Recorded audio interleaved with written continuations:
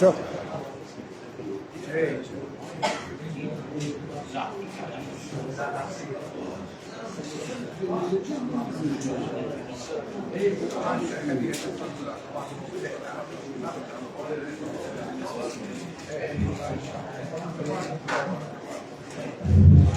بسم الله الرحمن الرحيم. مساء طيب أيها الأصدقاء جميعا. مساءكم سعادات ودمتم بالمحبة كلها. هذه الأمسية تتفرد تفردين. الأول إنها تعمل في نطاق المكاشفات الثقافية وتمس هموما طالما أوصدنا بوجهها الأسئلة.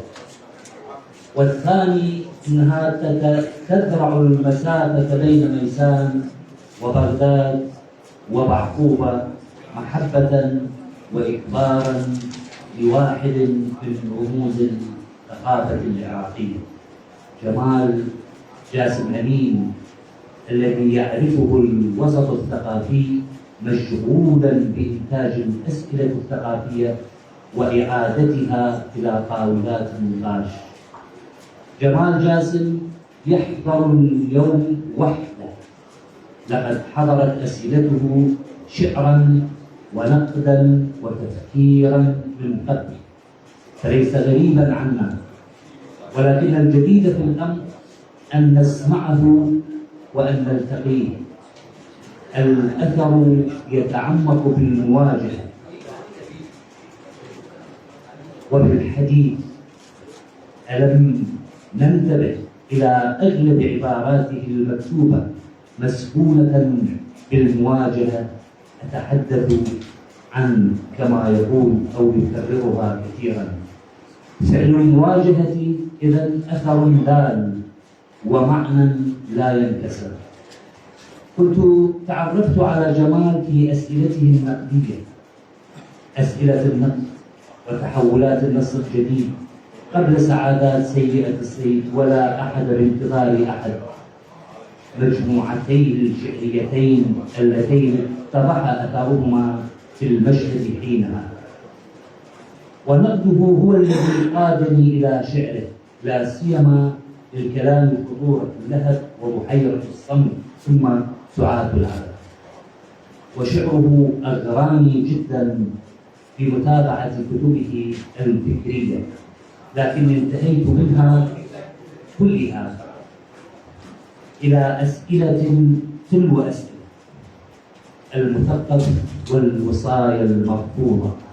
يخطر في ذهني أن أبدأ مع جمال بهذه الجملة، أو أن أبدأ من إحدى زوايا النظر إلى المثقف، وهي أنه يحمل مأول تهشيم الوصايات التي يحملها من دون أن يقتنع بها.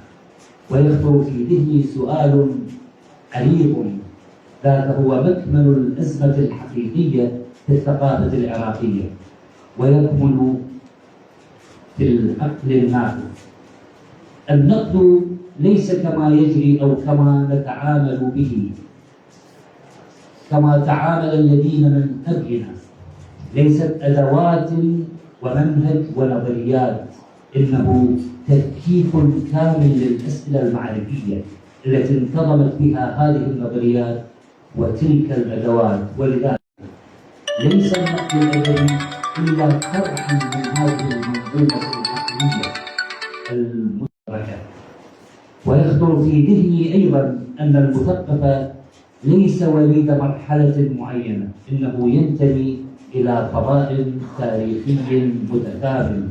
لذلك لا تغرر بنا تلك الفقاعات التي تنتشر أكياسا من الهواء الفاسد.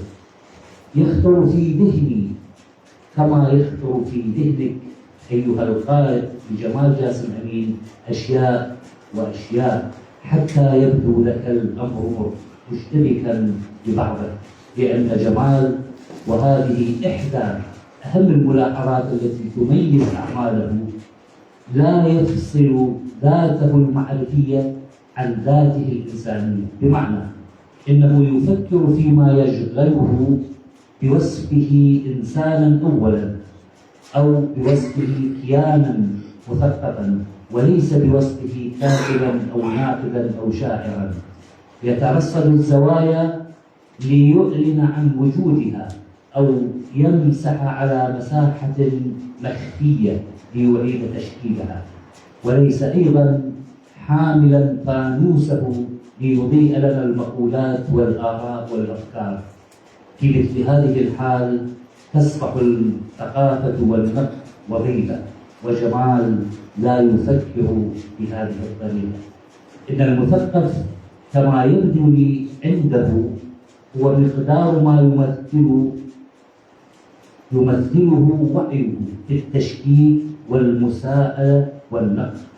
أحدثكم عن جمال لأنه لا يتحدث عن ذاته إلا بوصفه جزءا من ذواته، أعني القراء جميعا. إنه يقبض على مجسات عطلت عن الخدمة ليحقن فيها ما يعيدها ويحفزها في الاستبصار من جديد. أحدثكم وأحتار كثيرا من أين أمسك اللهب المتفق، شعرا أم نقدا أم تحليلا بالظواهر المرضية في الثقافة العراقية. وأعلم وتعلمون أن جمال لا يجزأ، إنه مشروع يمضي إلى لا مستقر له، ولكن تحت سماء واحدة ووفق رؤية تتعمق لتكشف وتقول. الكثير مما أريد أن أقوله، ولكن سأختصر هذه المقدمة التي تعنيني كثيرا عن صديقنا الأستاذ جمال. أسئلة تلد أسئلة، ولا أفق يلوح وراء هذا البحر الشاسع. وأنا أتذكر نتفا من نصوص لجمال جاسم أمين. أتذكر الطريق إلى نفسي فأتلفت باحثا عن نفسي في نصر. أعيد الريل حمد فلا أدري من أضاع من.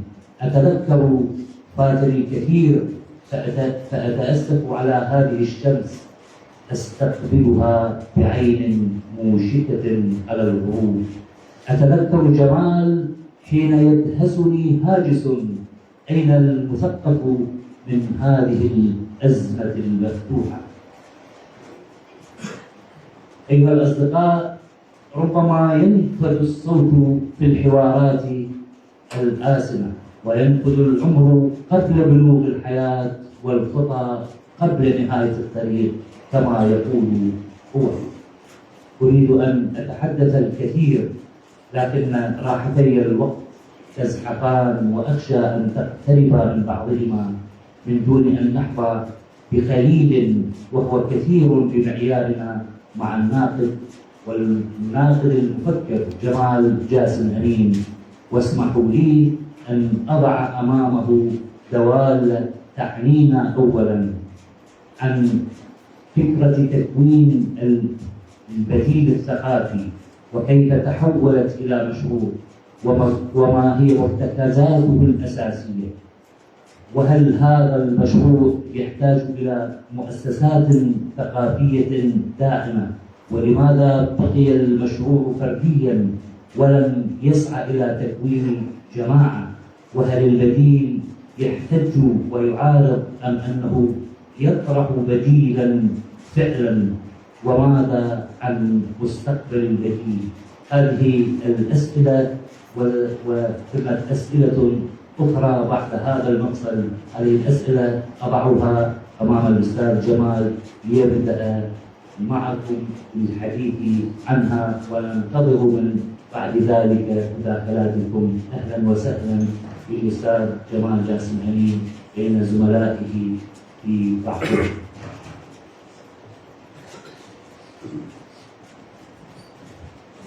أصدقاء الأحبة، أحتار كثيرا كيف أتلقى هذه المقدمة العظيمة تفضل به الدكتور على المثل من كلام كبير علي، وأخجلني هذا الكلام حقيقة، فشكرا وألف شكر دكتور. الشكر موصول لديالة ولاتحاد أدباء ديالة ولحضوركم الكريم المثقفي ديالة جميعا. أنا تربطني بديالة وشائج روحي، أولها سعد محمد رحيم. الراحل سعد كان مفكر بامتياز ومثقف من الطراز الأول، وخسرناه جميعا، رحل قبل أوانه. علاقتي بأصدقاء كبار في ديالة بدءا من الأستاذ صلاح زنقنة إلى الدكتور عبد المتعب إلى منذور الحويدي إلى حضراتكم جميعكم أصدقاء إلى كامل التميمي، الكل يعني علاقات مميزة. سعيد أن أكون بينكم هذا اليوم لنتحدث عن الجديد.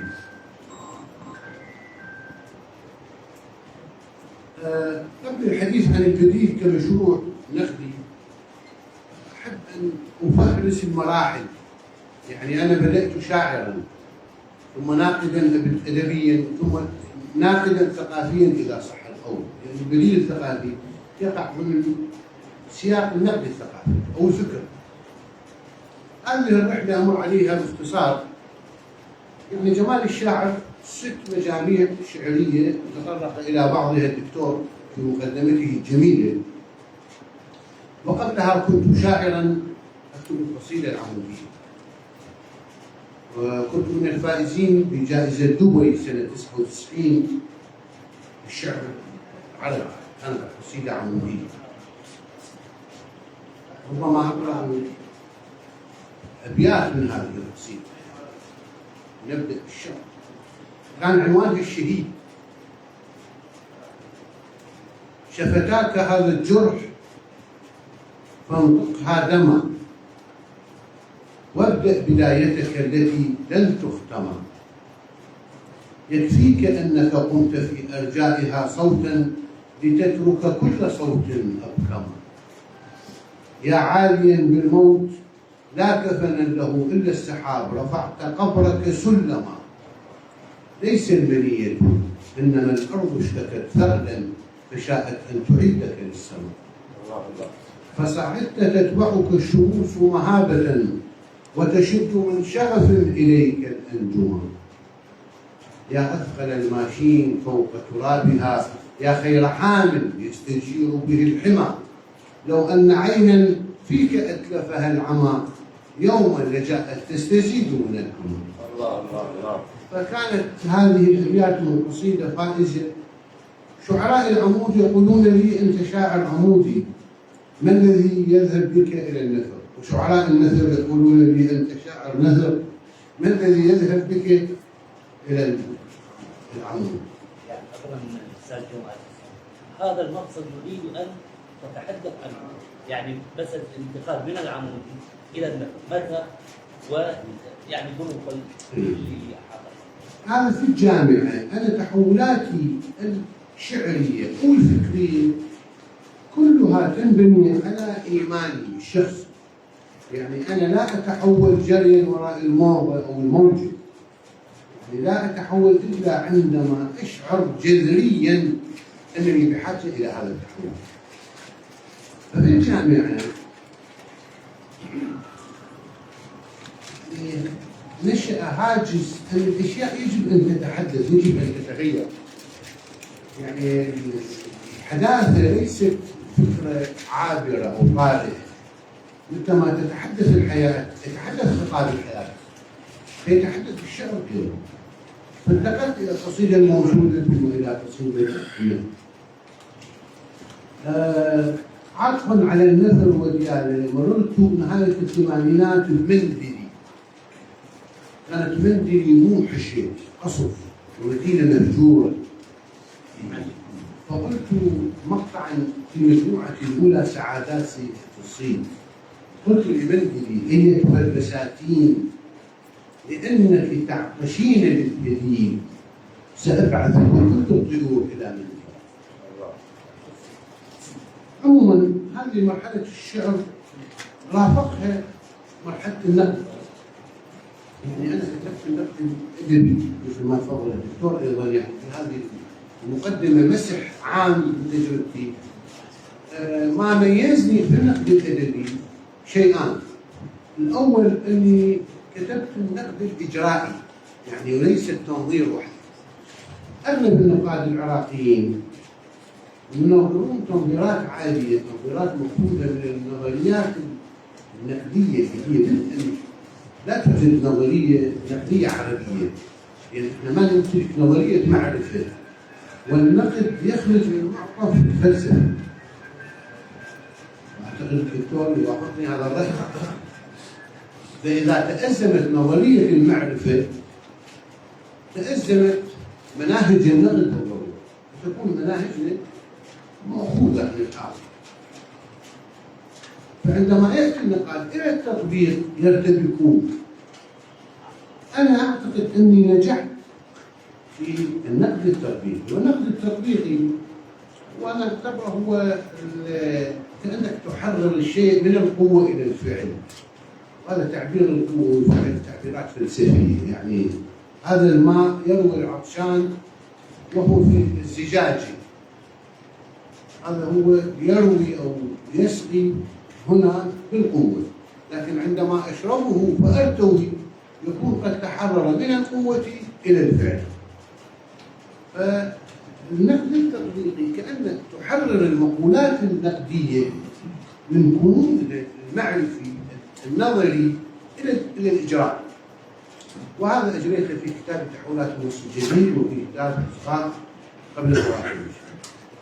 ثم الفضيلة الثانية في شغل النقد الأدبي فضيلة البحث في المنهج. عندي كراس صدر عن الموسوعة الصغيرة اسمها أسئلة النقد، سؤال في المنهج. رجعت إلى المرجعيات الأساسية للفهم النقدي العربي، وتوصلت إلى خلاصة أنا أؤمن بها. أنا أسميتها النقد التكاملي أو المنهج التكاملي. الناقد يعرف التعريف، فقلت أن هناك منهج للناقد وليس للنقد. يعني من حق الناقد أن يدخل النص بفرشة مفتوحة من مناهج تعتمد على مبادرات النص نفسه. أما إذا دخلت النص بمنهج مسبق إني عندئذ أقول النص ما لا يقوله. فإذا كنت بنيويا أقول النص بنيويا كي يستجيب لمنهج. فأنا أترك النص هو الوجه بوصلة الناقد في منهج الناقد، وسميته المنهج التكاملي. ومرة تناقشت مع الدكتور صلاح فضل في المربد عن هذا المنهج التكاملي. الرجل ما وافقني، قال نحن نقاد منهج وأنت تؤمن بالمنهج التكاملي لأنك شاعر تتعامل مع المناهج تعاملا شعريا. قلت له نعم، هذا هو كلام دقيق.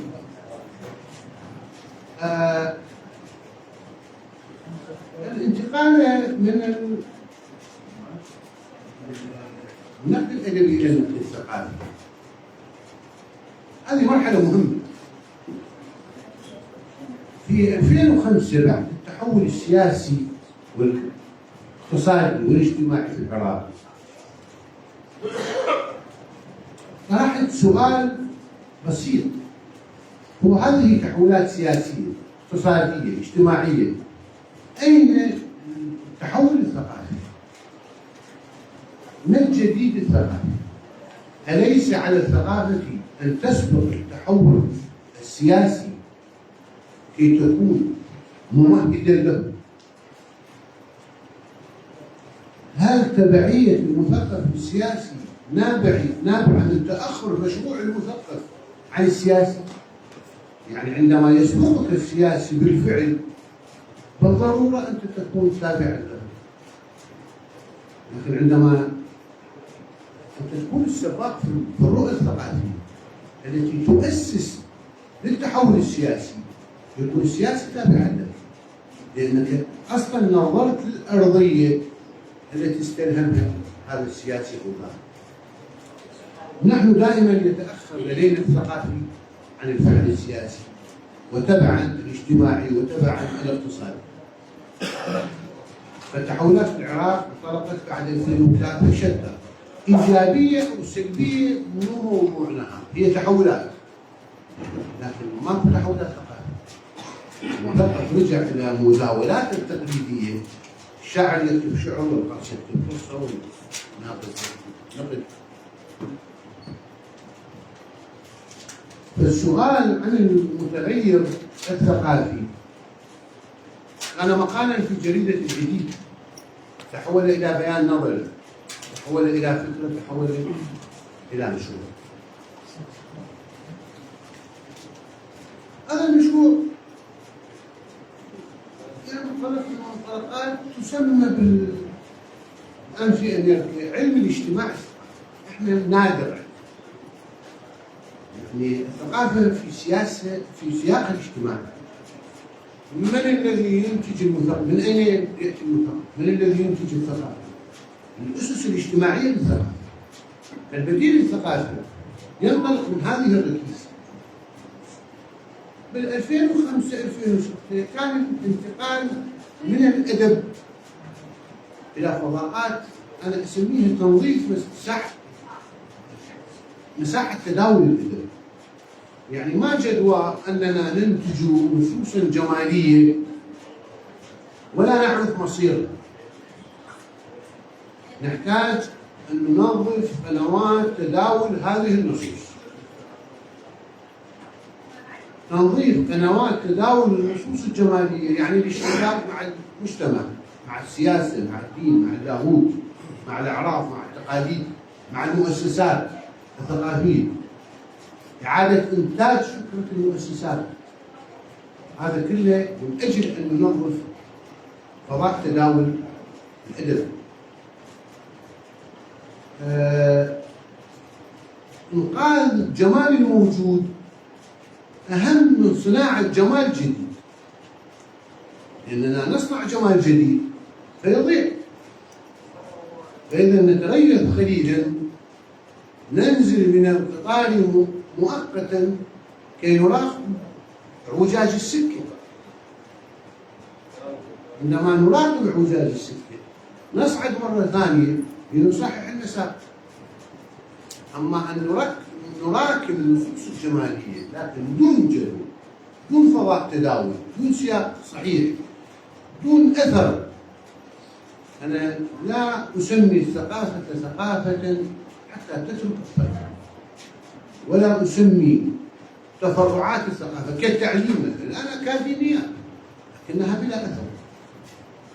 يعني يخرج الشخص حاملا شهادة لا تؤدي وظيفة اجتماعية، فقط هي مدارس تعليم مدارس محو أمية. يخرج إلى المجتمع، يخرج شخص قبلي سلفي متخلف يسهم في الفعاليات المتخلفة للمجتمع، لا يؤمن بالتنوير، لا يؤمن بالثقافة، بينما هو خريج أكاديمي.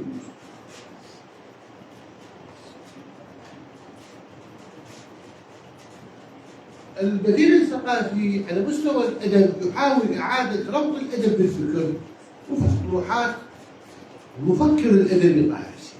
طه حسين أنا أعتبره أول مفكر في العصر الحديث، وكان يتحدث عن شيء اسمه الفكر الأدبي، أن يكون للنص الأدبي شعرا ورواية أو قصة مخزن معرفيا وفكريا، وإلا يصبح الأدب ثرثر. الأدب يعبر عن ذات نرجسية وفراغ وغير معني بمعاناة الإنسان ومصيره وحياته ومستقبله. الأدب يجب أن يكون مشتركا مع المصائر الكبرى للإنسان، وإلا فلا قيمة لهذا الكلام المكتوب. الآن عشرات الكتب شعرا وقصة ورواية تعاني فقر الدم معرفي. فالبديل الثقافي ينظر إلى الأدب من هذه الزاوية ويحاول إعادة اعتبار مفهوم الفكر الأدبي للأدب إضافة إلى المفاصل. أنا كتبي كلها مرت من تحت يافطة البديل. يعني عندما انطلق البديل الثقافي في 2006 بعدها كتبي الشخصية، يعني مثلا مقهى سقراط كتاب فكري أنا أعتبره من مباحث البديل، يبحث في البنية الاجتماعية للمجتمع العراقي ويكشف الأنساق التالفة. وفيه مقولة أنا أعتبرها شذرة أن التناقض يهدر المعنى. مقهى سقراط مقهى لبيع الطيور في مدينة العمارة، كنت أمر عليه صبيا، كبرت اكتشفت المفارقة، أشوف قاعد من جوا طيور يافطة معرفية، ما علاقة يافطة. هذه مسافة التوتر بين الدال والمدلول بحسب نظرية انزياء الدوهين، مسافة توتر واسعة، دال لا يؤدي إلى مدلول. بعد 2003 تحول الوطن كله إلى مقهى سقراط، كل دال لا يؤدي إلى مدلول. اللصوص رجال أمن،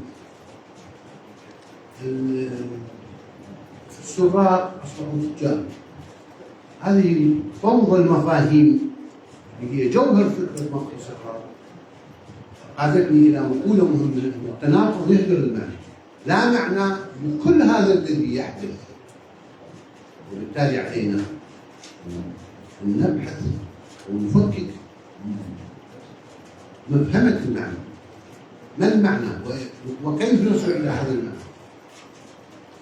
كتاب الأزمة المفتوحة اللي مر عليه الدكتور فعلا هي دورة، يعني دور متسلسل بحسب تعبير المناطق.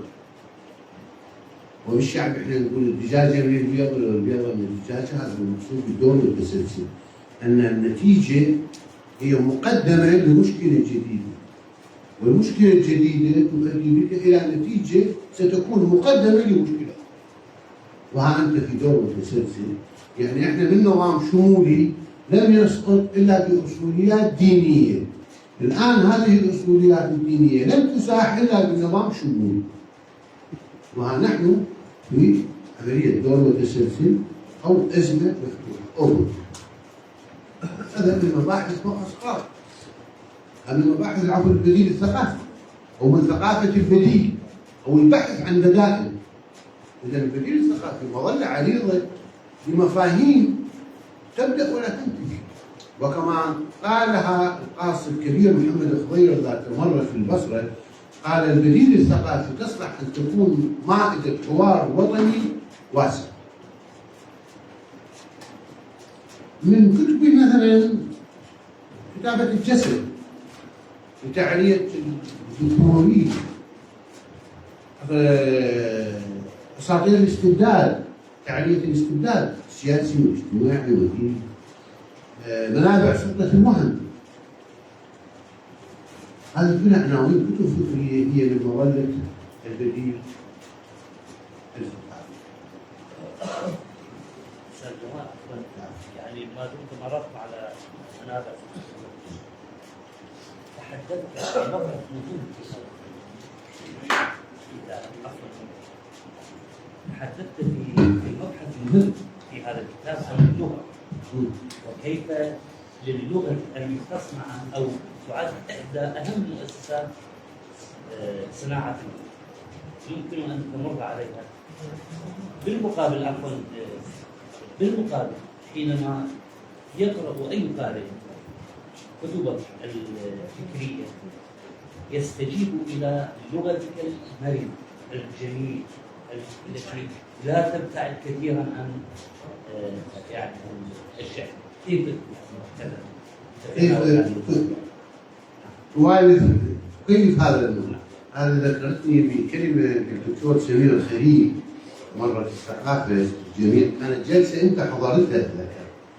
قال: النفعلي يقول: كلما اتسعت الرؤيا ضاقت العبارة إلا جمال، عندما تتسع رؤياه تتسع لغته أيضا.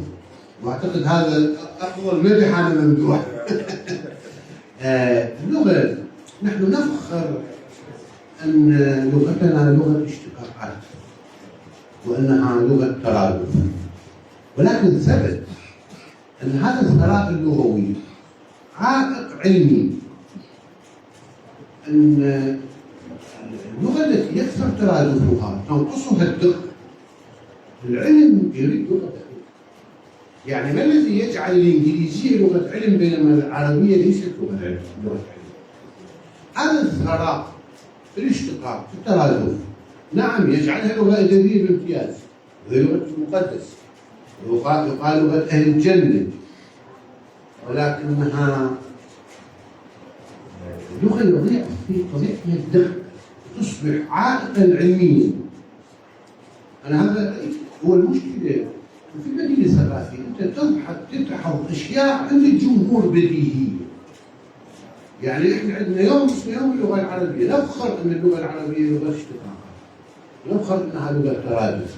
أنا الآن أعتبر أن هذا الترادف وهذا الاشتقاق هو الذي جعل العرب أمة أدب وليست أمة علم. يعني نيران صار طويل عبر أجيال نمرح في هذه الرياضة الجميلة، رياض الشعر. وعندي مبحث آخر عن الشعر، يعني كيف يصبح الشعر اللي أنا أحبه، أنا أعتبر الشعر رافد معرفي كبير، لكن بالتخمة الشعرية يصبح عائقا ثقافيا. هذا أيضا مشكلة. شلون تقنع الجمهور اللي هم يعني قولة واحد يقول المدير سوق الشيوخ، حتى البزاز يسوي مدير، يقول لك الشعر عائق ثقافي. الشعر العربي أنا أقصد، مو الشعر العربي، الشعر العربي. احنا عندنا تعبير مقتضى الحال بلاغيا ومقتضى الحقيقة. شنو البلاغة؟ البلاغة مطابقة المقال لمقتضى الحال. المتنبي مدح كافور في قصيدة مقتضى المدح سواء جميلة، أجمل قصائد المتنبي يعني حفظ الله شو رجع هجر كافور وفق مقتضى حال الهجاء، قصيدة عظيمة. هنا ضاع علينا مقتضى الحقيقة. يعني كافور المهجو هل هو كافور الممدوح؟ أنا أبحث عن مقتضى الحقيقة. الجهد البلاغي الشعري هو يعمل ضد مقتضى الحقيقة. فأنت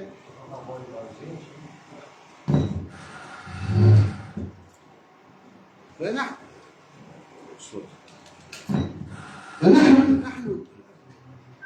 خذ لك استراحة شوية.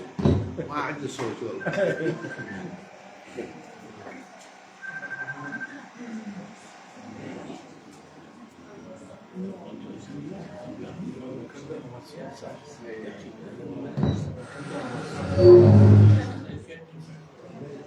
الكهرباء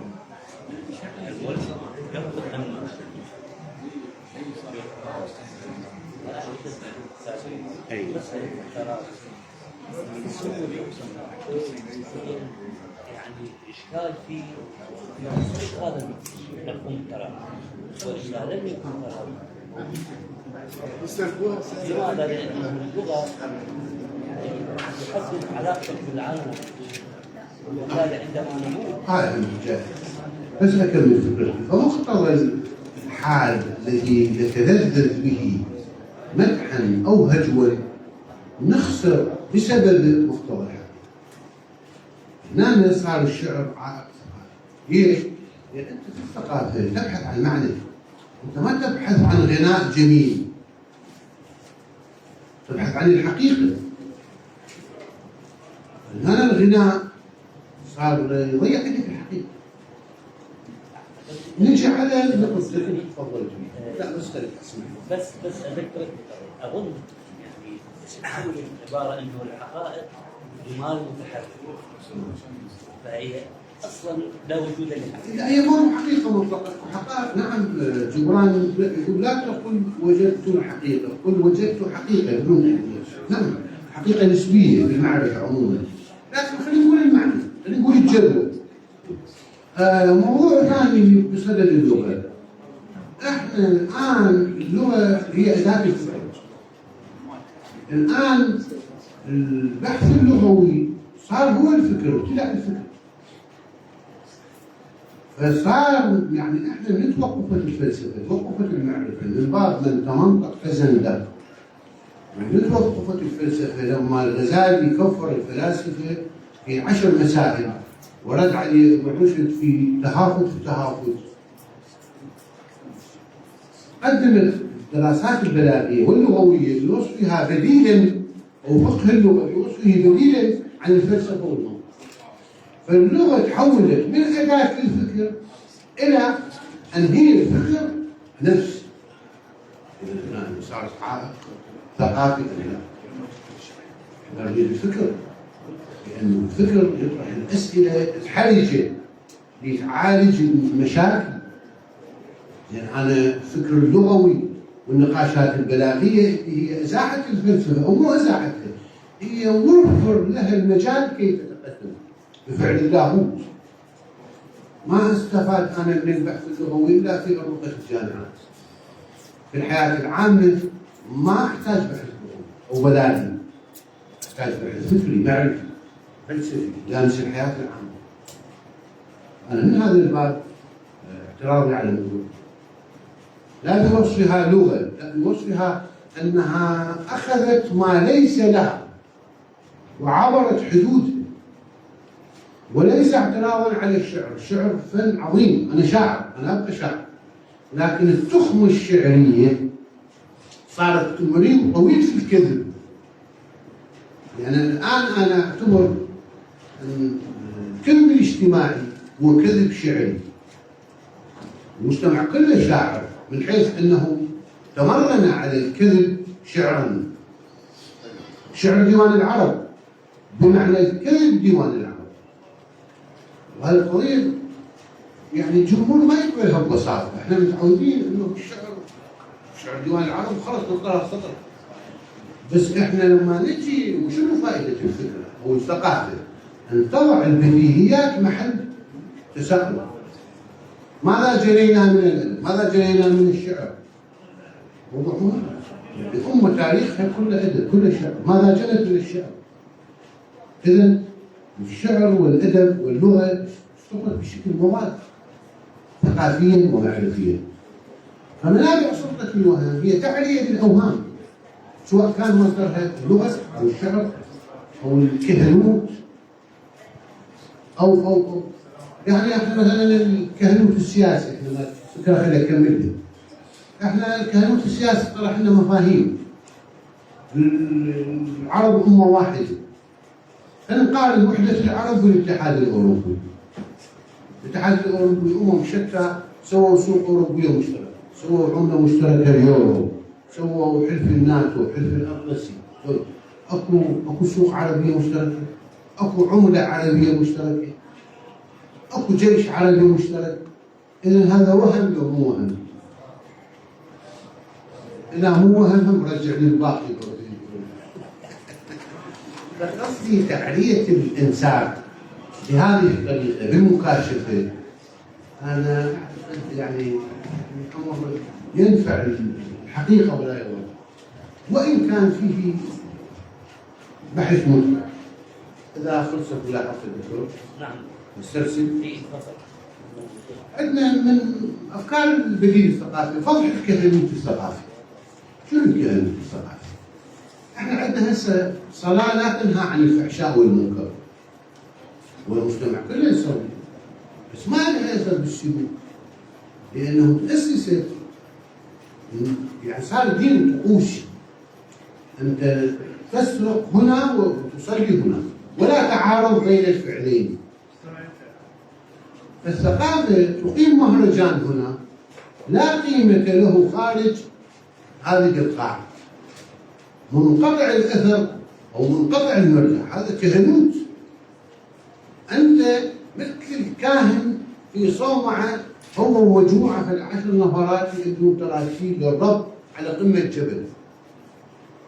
المجتمع ما يقبل بهاي التراتيب، فنقيم مهرجانا للسرد، بينما هي مظاهرات بالشارع على الكهرباء والشباب قاعد تتقتل ونحن هنا نتحدث عن الزرع وعن الراوي العليم وعن البنية السردية هاي يعرفون به الثقافة. يا أخي هو يعجبني يكون الثقافة بعد واقع، يعني المثقف يجب يكون عنده ضمير إنساني تعنيه الأحداث العامة، وإلا لا قيمة لهذا الجهد ولهذا النص، وليس نصا لغويا منقطع عما حوله عن المرجع. فالكهنوت الثقافي فرع مهم. أغلب الأنشطة الثقافية أنا أعتبرها أنشطة كهنوتية، وأنتجت كهنة أنا سميتها المثقف السياحي، ولو بعض أصدقائنا زعلوا. إحنا عندنا مثقفين هسه محضر جنوب بس تجي دعوة طلع لي الجراج، لا عنده مشروع، لا عنده فكرة، لا عنده سؤال، فقط خاولي وأدوات الحلاقة بالجرقة ومهرجان. هذا استنزاف جد المؤسسات اللي هي مثقفة. احنا نحتاج إلى مؤسسات اسمها مؤسسات جدوى. هذا العمل لا جدوى منه، هذا سياحة. ولذلك يعني أنا صار قرابة 7 سنين ما أحضر مهرجان حقيقي. تجيني دعوات من أصدقائنا، يعني الناس اللي يسوون مهرجانات كلهم أصدقائنا، يعني. وهذا الكلام ما يزعلون منه، لأن هذا موقف ثقافي مو ضد شخص، مو ضد شخص. فما أحضر أشترك إنه أنا ما أريد أشترك في حفلة لا قيمة لها. نروح على شيء مهم بمر جلوس في البيت اجدع.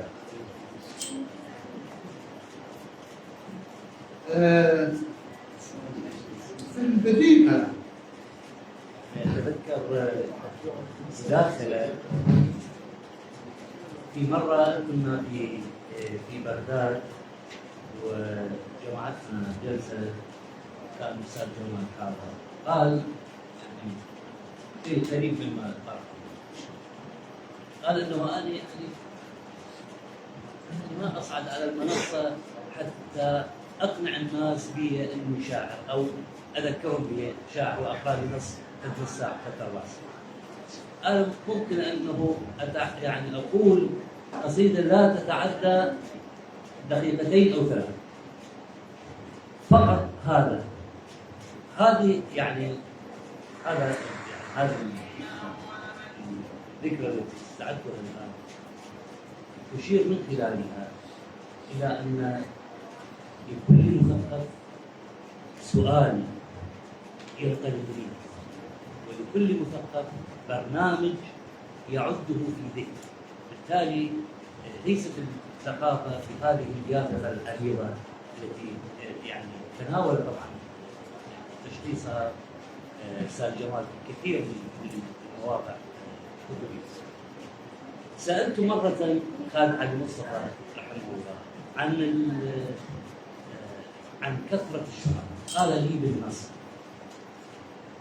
شوف علي، كل ما يكثر الشعراء يقل الشعر، وكل ما تكثر المطبوعات والكتب تقل القراءة. والحقيقة هذا ما نشأ. نعم. من نقد انتقلنا من نقد المثقف إلى نقد الثقافة. 2005 2006 2007 يوميا استطلاع جريدة الصباح: أين المثقف؟ ما دور المثقف؟ لماذا يغيب المثقف؟ احنا ليش ما ننقد الثقافة أولا؟ اللي هي تنتج المثقف قرصة خبز تطلع من هذا العجين. فإذا كان العجين أسمر القرصة سمراء، وإذا العجين أبيض القرصة أبيض. المثقف من المجتمع، يجي من المجتمع، من ثقافة المجتمع. أنت تعال ننقد الثقافة، ننقد الذكورة، ننقد الاستبداد، ننقد القبلية، ننقد التطرف، ننقد المركزيات، ننقد السلطة، ننقد الكهنوت. هذه نتجنبها لأنها خطرة. يعني نقد السلطة مكلف. احنا لدينا وظيفة عند السلطة، يعني شلون تنقدها؟ أنا دائما يقولوا لي أنت خربت على روحك شغل، بس تنقد السلطة، دائما يعطيك عمل، يعطيك وظيفة، أبدا ما كان يخرب. أنا رجال عايش، أنا أشتغل ثقافة، فاللي يأمن الوظيفة لا ينقل السلطة. مثلا بس هو نقل السلطة جزء من نقل الثقافة، نقل الكهنوت الديني، نقل المجتمع وأعرافه وتقاليد البادية. هذا من نفكك هيك وراها نشوف ليش المثقف غائب؟ ليش المثقف متناقض؟ ليش المثقف منافق؟ إلا ما ندر. عندنا مثقفين جريئين وصادقين بس قلة ما يشكلون الظاهر. المثقف المتواطئ هو السائد. ليش؟ لأن جاي من حاضنة اجتماعية متواطئة. لأن الثقافة متواطئة. فنقل الثقافة أولا قبل نقل المثقف باعتبار المثقف فرد أعزل ضعيف ما يخوف. نقل الثقافة هو اللي مهم، هو اللي يخوف. فهذه من مفاهيم البديهة. من المفاهيم اللي طرحناها مفكر الأزمة. أنا في كتابي الأزمة المفتوحة هذا المصطلح ركزت عليه مهم. مفكر الأزمة هو مو الأكاديمي، مو المؤلف، مو الأستاذ، مو الشاعر، مو الأديب، مو مفكر ومثقف الرفوف، كتب الإصدارات. لا، هذا مثقف إجرائي.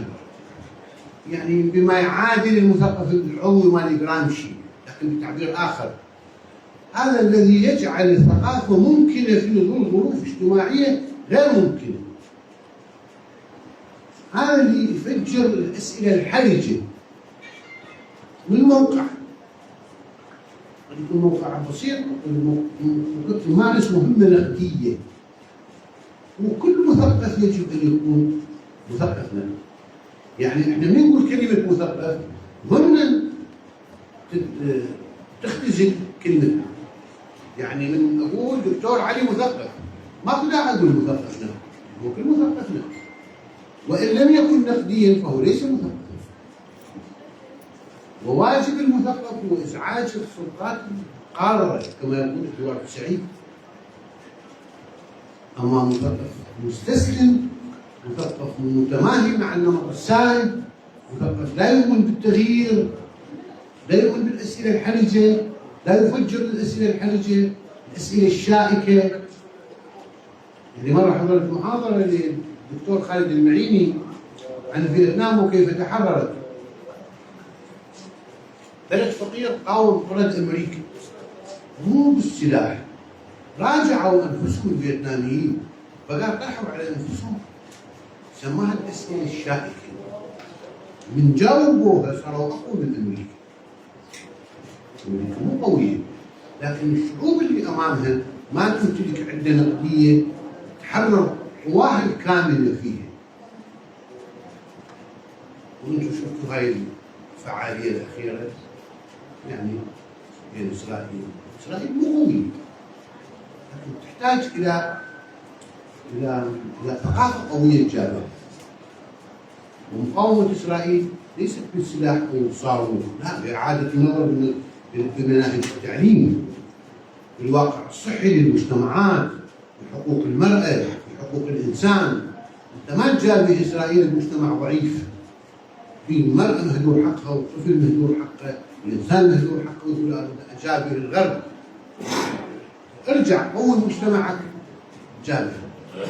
المجابهة حضارية قبل أن تكون سباق تسليح. والإبليه إبراهيم الإبليه قال إسرائيل ساهمت في تخلف العرب عندما أوحت لهم أن المهم التفوق التسليحي. هو مو المهم التفوق التسليحي، المهم التفوق الاجتماعي. فالمهم هاي المفاهيم هاي كلها موضوع البديل، كلها ثقافة بديل. كيف نحتاج احنا مؤسسات، كيف نحتاج ندوات. ولما محمد الخضير قال تصلح مائدة حوار وطني، صحيح. والكل الموجودين معنيين بهذا البحث، مو بس أنا بس أكون محرم لا أكثر ولا أقل. كل إنسان عنده رؤية بهذا الفكر. هذه مقاومة وسط. بس مشكلة أكو نقطة ظلت مهمة اشتغل عليها البديل، هو الفصل بين المعرفة والأيديولوجيا. احنا مشكلتنا الثقافة عندنا دائما مؤدلجة. يجي يقول انا مثقف وشو في داخله قامع شخص اخر مؤدلج دينيا، مؤدلج قوميا، مؤدلج يساريا. يجي هو فصل مهم بين المعرفه يعني الثقافه والمعرفه ما فيها مقدس، ما فيها ثابت، ما فيها حقيقه مطلقه مثل ما تفضل الدكتور، الحقائق نسبيه. معرفه تجريبيه، المعرفه ما فيها نموذج، ما تنمذج. يعني انت من عندك نموذج متكلس ثابت اسلوب مو مثقف هو الذي يؤمن بالتغيير والتحول. ثقافه بنيه التحول، بنيه التغيير، وصحح نفسها بنفسها. الخطأ جزء اصيل من الصواب. ماكو صواب مطلق ولا اكو خطأ مطلق. كثير من الاخطاء على صله بالصواب. انا اعتبرها اخطاء ضروريه، وهذا بحث فلسفي على صله بالمثقف. كل مثقف لازم يعرف. يجي مثقف يقول لك انا اؤمن بهاي العقيده اللي هي صواب مطلق، يقول لك لا ما اسوي فيها. ما عندي لغويات مشتركه. عندك نموذج تعتبره مقدس، تعتبره نهائي. قطع الحوار. يعني الثقافه حوار. تضع كل الاشياء قيد المساءله والحوار. عانى البديل الثقافي اكثر من مشكله. اول مشاكل احنا طلقنا مشروع فكري معرفي في وسط ادبي. طبعا هاي مشكله. احنا وسطنا العراقي بالعموم وسط شعري ادبي. هذا المشروع فكري. يعني احنا ناس نريد شعر، روايه، قصه، كذا. المساءلات الثقافيه والدراسات الثقافيه والنقد الثقافي غريب على اوصاف. المشتغلين به محدودين. المشكله الثانيه انه مشروع من هالنوع في مكاشفات صادمه. المؤسسات الرسميه ما تبارك وراح يعاني ازمه تمويل. فاحنا عندنا مجله مثلا صدرناها بجهود ذاتيه شخصيه. فالمجله جزء من المشروع، لكن المشروع اكبر. هاي المشكلتين هذه كانت مهمه. طبعا انا اريد انوه الى مشاريع كبرى في الثقافه العراقيه لكنها توقف. اكبرها مشروع علي الوردي كان مهم، لكن المثقف العراقي ما تواصل ويا هذا المشروع، رجع للادب. يعني احنا نقرا علي الوردي ونرجع للادب. ومشروع علي الوردي اهم شيء حققه هو اللي يسموها طفره ابن خلدون، اللي هي طفره من المنطق الارسطي. المنطق الارسطي هو اللي اسس اللغه العربيه، اللغه العربيه ارسطيه مبنيه على قواعد ارسطيه، واللي اسس للفكر العربي اصول الفقه، والفقه تنبني على متبنيات ارسطيه. طفره ابن خلدون من منطق ارسطو الى منطق استنباطي يبدا من الجزئيات ينتج كليات، وليس من الكليات يصنف الجزئيات في خانات مثل ما يعرفون المشتغلين بالفلسفه. واللي يقولون على علي الوردي ما عنده منهج لانه ينظرون الى علي الوردي من منظار المنهج المؤسس ارسطيا، ما قاري منطق ابن خلدون. هو وفق نظرة ابن خلدون علي الوردي عنده منهج، وفق نظرة المنطق الارسطي علي الوردي ما عنده منهج. المشروع الثاني المهم اللي نوهت عليه مشروع سعد محمد رحيم، كان ايضا كتبه تشكل مشروع ثقافي، لكن للاسف ايضا الوسط تعامل مع سعد الله يرحمه على انه روائي وقاص، ولم يقرأ مثقفا، ولم يقرأ. أيضا المشروع الآخر اللي هو مهم كان مشروع بيت فن الحلو، ايضا محدود وانحصر.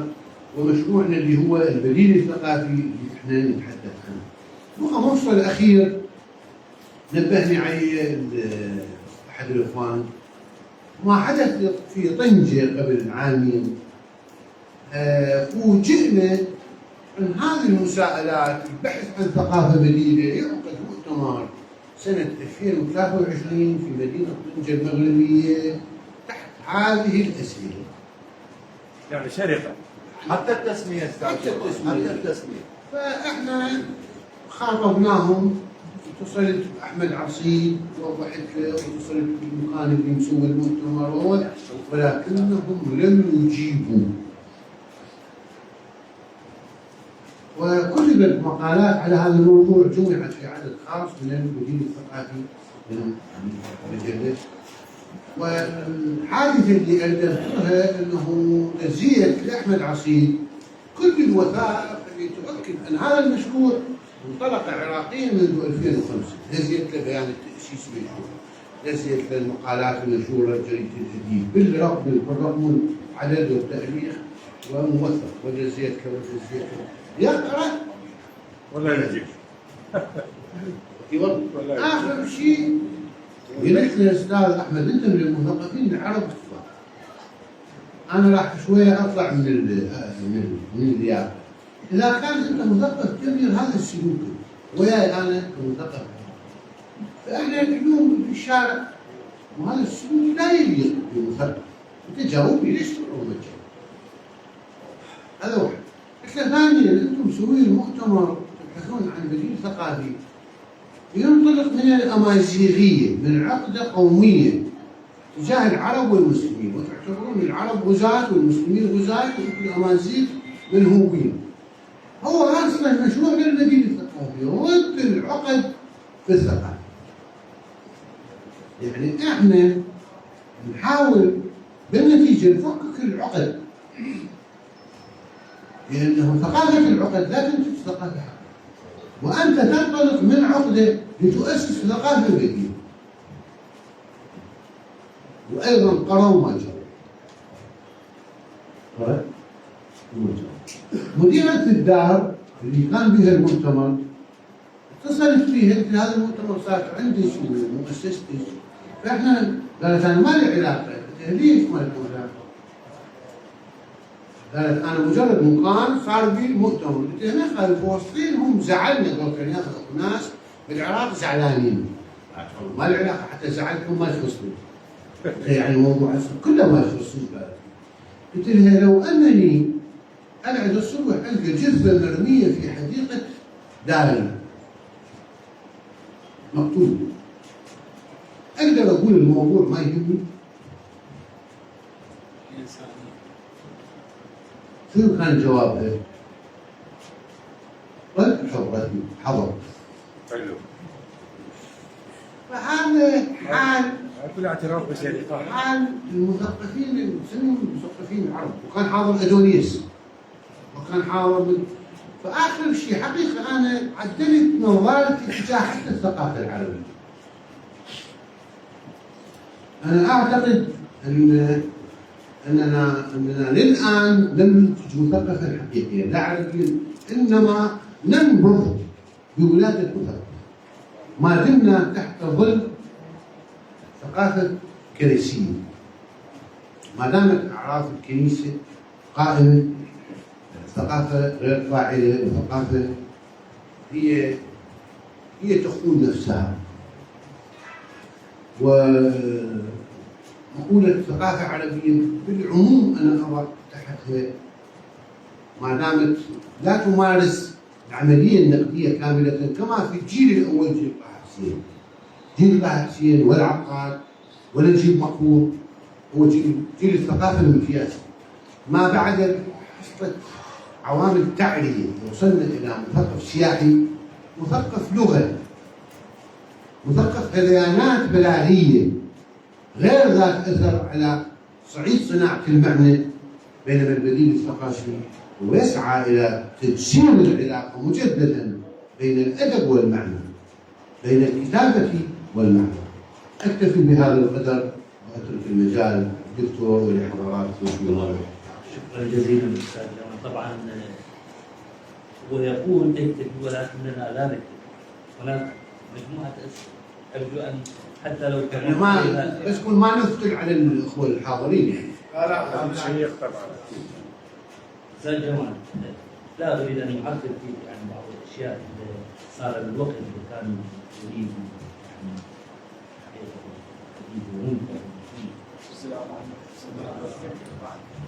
يعني أنت تقول الشعر غناء في مقطع ببيانك القصير الذي صحت عنه بغزالك الشعر ووصفت نفسك بالصحوة وغيرها. هل لك أن تطلع جمهورك على خطوتك هذه وشيء من البيان المكتوب في ليل ساعات العمل؟ احنا المألوف أن لاعب كرة قدم يعتزل، لكن شاعر يعتزل ما موجود ولا مقبولة ولا مقبول. عندنا شعراء يصمتون. محمود الوليد كان شاعر عظيم، أنا أعتبر محمود الوليد كان شاعر عالمي، ولكنه صمت ولم يقل اعتزلت. أنا في 1/3/2018 قبل 6 سنوات يوم الشعر العالمي أصدرت بيان مختصر اعتزال الكتابة الشعرية وليس الشعر. الكتابة الشعرية غير الشعر. أنا الآن شاعر أعيش الشعر، أن تعيش الشعر غير أن تكتبه. بل أنا أعتبر أن الكتابة الشعرية النص المكتوب يأكل من جرف الشعر الحقيقة. ليش؟ اللغة أحادية. عندما أكتب أنا مجربها مندوب أمامي شاعر والإخوان شعراء، تجيني حالة شعرية مثل ما أروح للورقة أريد أكتب اللي الازمة من الحالة الشعرية عشر الحالة. أكو 9 أعشار يتفلت لا يكتب. هذا واحد. الثانية قلت الشعر في العراق أنا أقصد غناء في العراق. فعلا أنا أشعر لحد هذه اللحظة أن في خراب ما نحن فيه، في فساد اجتماعي ما نحن فيه، عندما أكتب قصيدة جميلة أني أغني في مقبرة وغناء جميل، لكن الحياة مقبرة. أنت جثة أو جريح ينزف، وأنت تجيب عود وتعزف معزوفة غنائية بصوت جريح ينزف. وليت الموتى يسمع. فالغناء فيه مخبرة مزعج للطرفين، مزعج للموتى يعني أنت قاعد تدوخه، وتبذير لهديل الشاعر اللي قاعد يغني. من يسمع منه؟ حتى الجمهور في القاعات اللي يصفق لك، أنا الآن في اعتقادي هو قاعد يخدعك، لأنه إحنا ثبت في أوصارنا الثقافية. تدري الشعراء لا يسمعون الشعراء، يقرأ قصيدته ويطلع يدخن ما يسمعك، يريدك أنت تسمعه هو ما يسمعك. زين، هذا التزاحم على منصة. يعني احنا بالمربد أنا صار لي الحمد لله 7 سنين ما حاضر، يصير استقتال على القراءة. شو الموضوع؟ أنا سميته جدل الصوت والصدى في كتاب مقتصر. هذا التدافع سلطوي واجتماعي. يعني أنت شاعر بس في داخلك انساق سلطوية وأنت ما تدري بيه. المتنبي جدل الصوت والصدى أخذت من بيه المتنبي إلى فدع كل صوت غير صوتي فإنما أنا الطائر المحكي والآخر الصدى. أجزني إذا أنشدت شعرا فإنما أتاك بشعري أتاك المادحون مرددا. هذول كلهم هيك بس سامع. فأنا الصوت والآخر الصدى. أنت تتزاحم على المنصة كي تكون صوتا لتترك الجلاس المتلقين صدى. هاي لحظة الوقوف على المنصة، لحظة استبداد لغوي، هيمنة المتحدث على المصغين. هي لحظة سلطوية، وإلا شو يصير هذا التزاحم على الناس؟ لو كانت القضية شعرية بينية، شعر مثلا أقرأ مقطع انزل مثلا مثل ما تفضل الدكتور على هاي لا، هذا تزاحم اجتماعي، تزاحم سلطوي، تزاحم وجاهة من يمكث على المنصة طويلا هو الأكثر وجاهة. التدافع على الشعر وخاصة ما يدافعون عنه هو الرواية. شوف الشعراء يتدفقون على منصة الشعر كما تتدفق الملاريا في الأحياء الشعبية على حد تعبير معروف. الأطفال يتدفقون في الأزقة الشعبية تدفق الملاريا. الشعراء يتدفقون تدفق الملاريا ألوف، لأنه الشعر في هاي الصفحة. وكانت القبيلة تتباهى بولاد الشعر. الآن الحزب اللي هو ما يقابل القبيلة يحتاج الشاعر. المؤسسة الوزارية تحتاج الشاعر لأننا استبدلنا القبيلة بالمؤسسة. لاحظوا التطابق ترحيل المفاهيم اللي ما زلنا صحراء لكن بناقحات صحراء. ثقافة صحراوية. فمن هذا الباب من هذه الرؤية أنا توقفت عن كتابة الشعر. ما أبذل، أنا لا أغني في مقبرة ولا أبذل صوتي في لا جدوى، ما أشعر. لا إخبار؟ لا إخبار بس إخبار منتج. أنا قلت في بداية حديثي نحتاج أن نتوقف قليلا، ننزل من القطار لنرى اعوجاج السكة. ومو إخبار، هو دعوة للتريث، دعوة للتأمل. خلونا نشوف شنو الموضوع اللي احنا فيه ونرجع نكتب شعر في الحديث. وترى تراثنا العربي ما محتاج الشعر، قصائد أجمل من شعر. شوف بذات الله روح ابن الفاروق، روح العباس بن الأحنف، كتبت قصائد جميلة في التراث أجمل مما نكتب. شنو اللي يضيفه أنت من تكتب شعر؟ أنت محتاج إضافة. الآن الإضافة مو شعرية، الإضافة ثقافية. لتكن على حامل شعري، مثل ما تفضل الدكتور قال أنت لغتك شعر. نعم، خليني أستثمر الشعر في لسعة الثقافة. الأستاذ القاضي الثامر مرة قال هذا ما جاسم من يكتب الفكر بلغة شعرية. هذا الشيء أنا أحبه. يكتب الشعر يؤدي خدمة ثقافية، في الشعر يؤدي خدمة ثقافية. ما عندي اعتراض. طبعا يعني بقي من الوقت للمداخله. اي انا اعتقد يعني من وجهه نظري انه جمال ترك كتابه الشعر، لان الشعر والمعرفه عنده جزء، وبالتالي يعني حين نقرا شعرا نقرا نصا مثقل، لا اقول مثقل وانما منقل بالمعنى، لا يذهب باتجاه الصياغات الجماليه الفارغه وهذه التفاصيل. حين انجز كتبه الفكريه وذهب باتجاه التحليل الثقافي والتحليل الثقافي وجد المهم عنده يتشابه، ولذلك يعني ربما من وجهه نظري. طيب في آخر الدقائق نريد شيئا من سعادة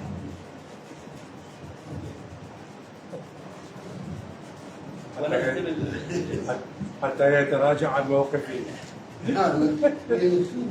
الدكتور عارف قال راح اخذ شاعر حتى اجبرك تقرا الشعر، لكن اقرا من القديم مو من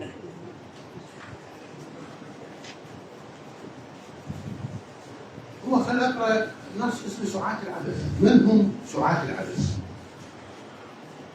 لم يكونوا نصوصا على الإطلاق، لم يكونوا نصوصا على الإطلاق، ولكنهم بفرط أمانتهم على الظلام يسرقون المصابيح فقط. لم يكونوا نصوصا على الإطلاق، ولكنهم بفرض أمانتهم على الظلام يسرقون المصابيح فقط. أعرفهم بلا ملامح، ولذا لا أنصح الرسامين بالتقاطهم. يتكررون بلا ملل ويخلفون أكثر من سلالة بمصير واحد. يزدهرون في الكارثة ويتكاثرون في الخراب، وعندما يحتشدون على موقد في ليل يتواصون بالظلام، ولأنهم يولدون ملفوفين بقماط من الأجوبة يتربون على كراهية الأسئلة. آخر غنائمهم الموت وأول خسائرهم الحياة، ولشدة عدم اكتراثهم بشيء لا يأبهون لفداحة هذا العناء. المهم أنهم يتقافزون حتى لو في حديقة الأرض. هذا شأن سياسي، هذا شأن سياسي. شكرا جزيلا استاذ جمال. أستاذ عنده مداخلة. اي نعم سلمت اخوي. هاي احد من الاساتذه. اي نعم. عفوا استاذ بس استاذ قاسم.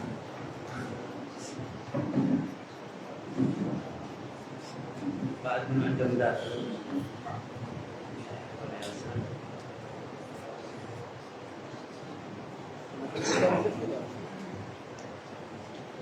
تحياتي الجميع.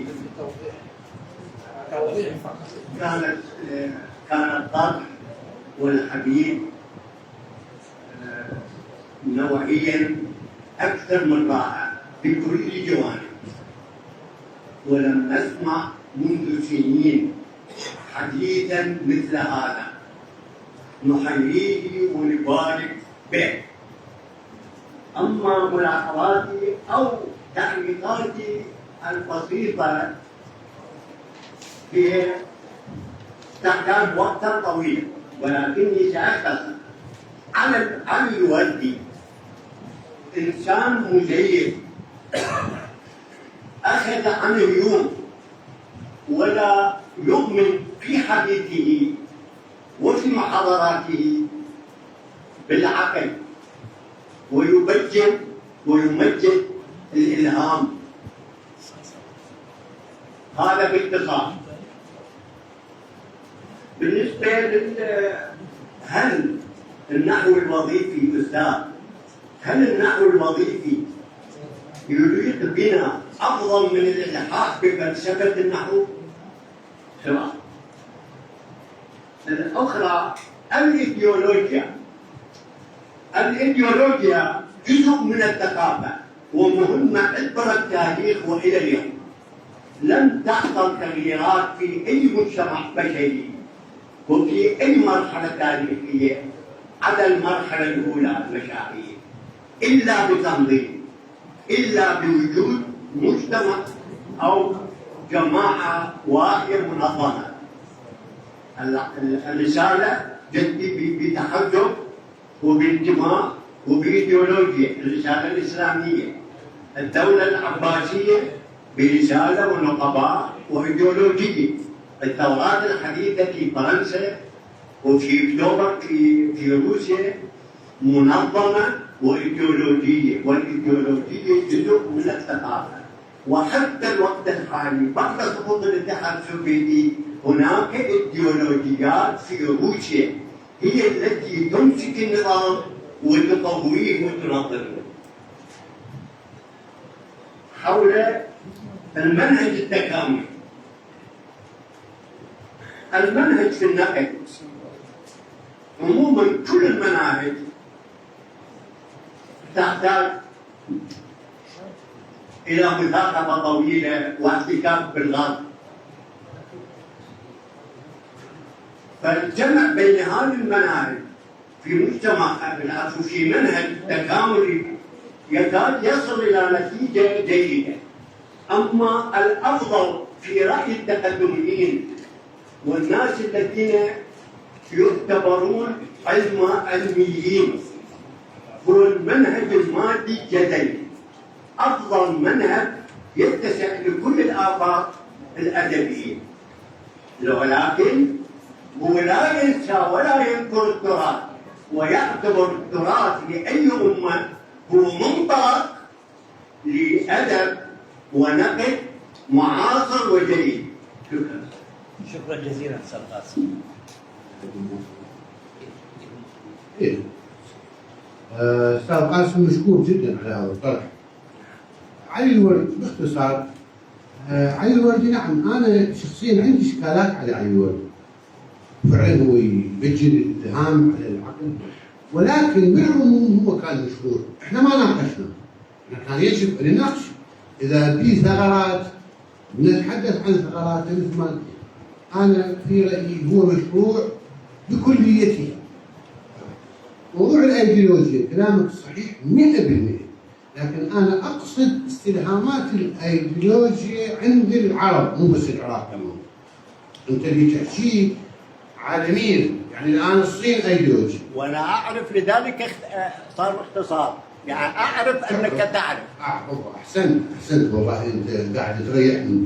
يعني انا اقدر انقل الايديولوجيا عند الصين مثلا مليارين الان ياكلون خبز بهذا النوع من الايديولوجيا مثلا، وما عندهم فقر، ما عندهم لا، انا اقصد احنا لما نكون النظريه علميه نحولها الى تعاويذ، نحولها الى كهنوت، نتعامل معها كما لو كانت نصا ادبيا.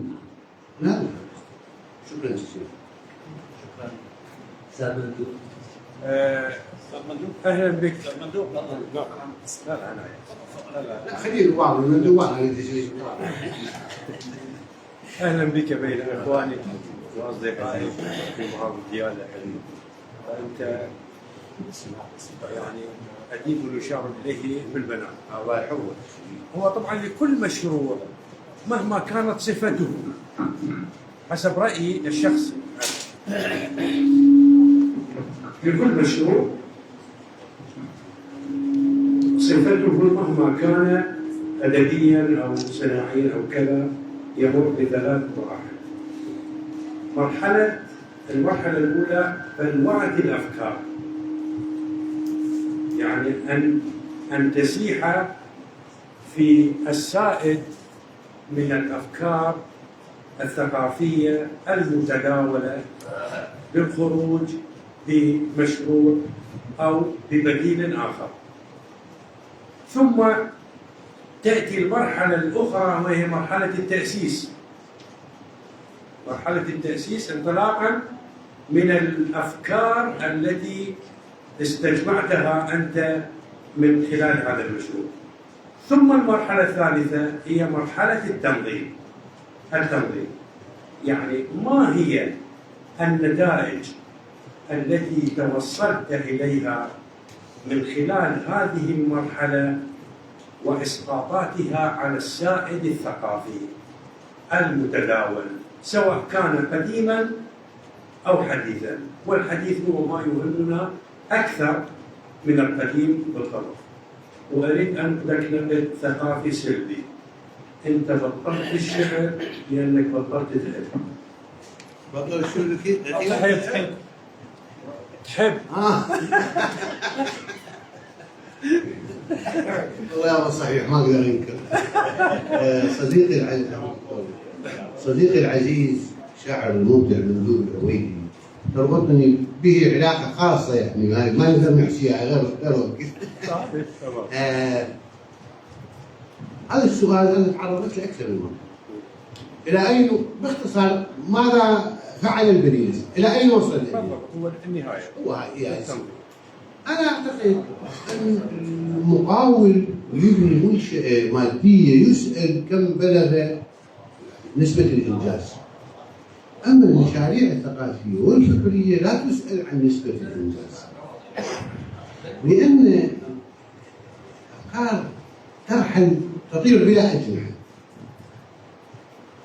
يعني انا من 2005 الى اليوم مسوي بحدود 20 محاضره مثل هاي عن البديل، ناشر 50 ماده، كتبي الفكريه 7 كتب تقريبا 6 7 كلها من وقف البديل، وكل وحده بها مقال عن البديل، وكل كتاب طبع 1000 نسخه وقسم ستار وبلاد سطور اعاد طبعا.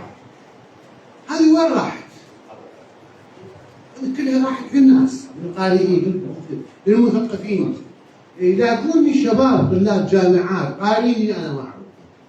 مثلا الثقافه والمشاريع الثقافيه تتحرك دون ان يعرف منشئها او مطلقها الى اين وصلت. عندما تسالني الى اين وصلت عربه البديل الثقافي الان، اقول لك لا أدري، ولكنها تسير. نتحدث عن سارتر مثلا، هو يدري الان احنا بهذه القاعه في العراق نحكي على سارتر مثلا، جبنا ذكر سارتر. فاذا هاي القضيه استاذ مندي ما منظوره. احنا علينا ان نطرقها، نثقف لها، نحرض، نوضح، نحرث في ارض تحتاج الى حراثه. وهناك من يتاثر بك ويسمعك وقد يرفضك وقد يقبلك. تصير لي انا هواي ناس تلاقيني قاري لي هذا الكتاب، قاري لي هذا الموضوع. نعتبر هاي كلها تاثيرات. شكرا جزيلا. ممنون. شكرا جزيلا. دكتور ياسر محمد. اخر اثنين. السلام عليكم ورحمة الله وبركاته، وأشكر الدكتور علي متعب وأستاذنا دكتورنا، وأهلا بالضيف الكريم جمال قاسم أمين أستاذ عين أستاذنا الموقر. طبعا وإحنا يعني تشرفنا معرفتنا بيه اليوم، يعني أنا بالنسبة لي تشرفت بيك وأهلا وسهلا بيك في محافظتك وفي بلدك ديالى، يعني بلدك العراق وديالى. الان عندي يعني بعض الاسئله، يعني سؤالين يعني استطيع ان اقولهن واجزمهن. يعني طبعا انت كشاعر وكناقد رايتك في من خلال المحاضره الان الكريمه، فالشعر يعني هل انت يعني ما هو السبب الرئيسي الذي جعلك تترك الشعر؟ كنت تركت الشعر، وكما قال الرسول صلى الله عليه وسلم لا تترك العرب الشعر حتى تترك الابل الحنين. يعني فأنت كشاعر يعني لماذا تركت الشعر؟ يعني وأيضا السؤال الآخر الذي هو أي منهج تراه، يعني أي منهج تراه هو يمثل المناهج التي قلت فيها وتكلمت فيها. يعني المنهج التكاملي هو كل المناهج، بس أي منهج يصلح للمناهج أم هناك منهج لا يصلح؟ يعني هناك شعر لا يصلح أو نص لا يصلح للمناهج، لأن سلطة النص هي السلطة الرئيسة، هو المؤلف، وإن كانت البنيوية هي موت المؤلف وبعدها يعني المناهج ما بعد الحداثة. لكن هل هو يعني المناهج يعني هل هناك نص يصلح لمنهج معين؟ نعم. شكرا جزيلا. العفو، شكرا دكتور. أشكرك. موضوع الشعر انا جاوبت. نعم. انا قلت الكتابه وليس الشعر.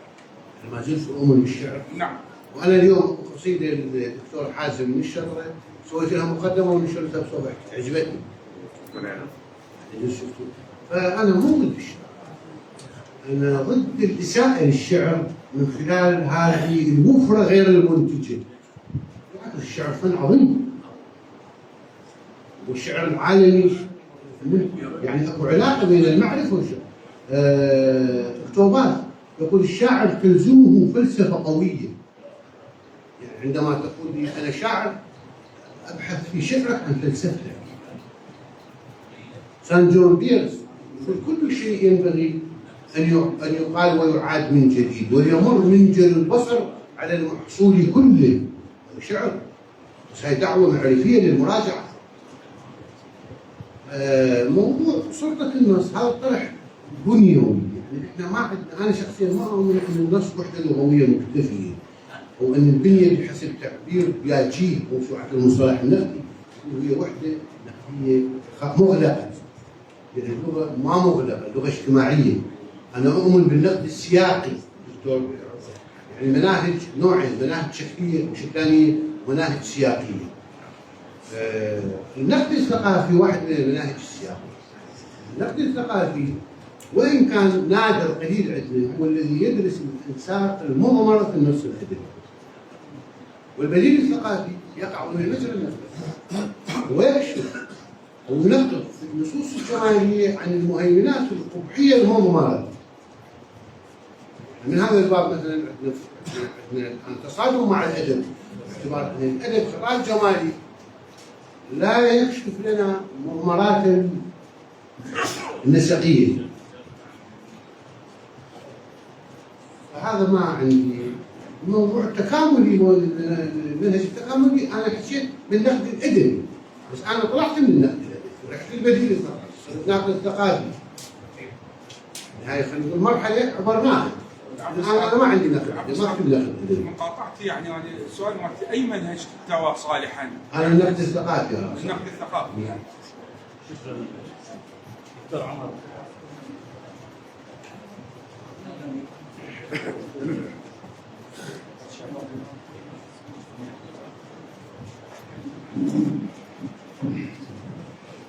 بسم الله الرحمن الرحيم. تحية طيبة للأعزاء جميعا، وعلى وجه الخصوص الحبيب أستاذ جمال ولأستاذنا الدكتور علي الذي نحتفي به في جلسة استثنائية هذه الأمسية التي تساير الإنسان في مسار الحياة.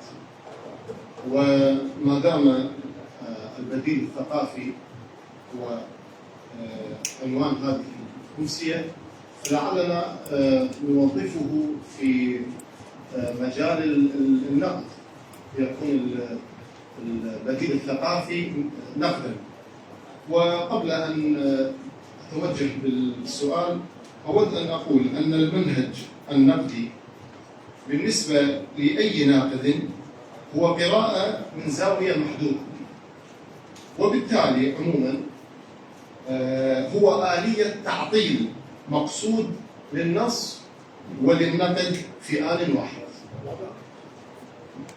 والتعطيل هنا لا أعني به سوءة، لأنه استنطاق من ضمن اتجاه واحد سرعان ما سينقلب على نفسه، وبدليل أن البنيوية انتقلت إلى البنيوية التكاملية أو التكوينية. نعم. ثم جاءت من بعدها السيناريات والتفكيكيات ومناهج القراءة والتلقي بوصفها مخرجات تجاوزت ما تحجرت به البنيوية. ولذلك فإن الثقافة هي مد النص بالحياة. ومن هنا يمكن